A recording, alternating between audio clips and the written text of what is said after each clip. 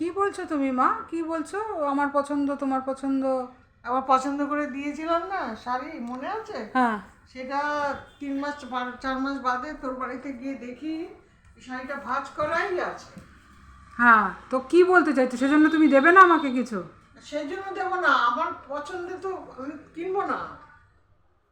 ওর আমার না দেওয়ার অজুহাতে ওরকমই বলে। না, দিদিকে দেওয়ার না, বেলা তোমার না, অজুহাত না। লাগে? দিদিকে তো দিয়ে দাও। না না, ও তো যা পায় ওর পছন্দ হয়, পছন্দ হয় ওর।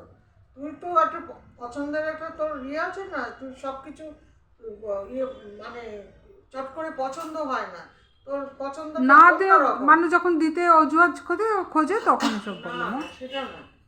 আর ডেবিটে যা দেবো তাই খুশি মনে ও ভালো লেগে যায়। তোর বাবা, সেটা লাগে না, তোর তো লাগে না। অনেকে তো পছন্দ চুজি তো অনেকে হয় না, এক এক রকম এক এক রকম।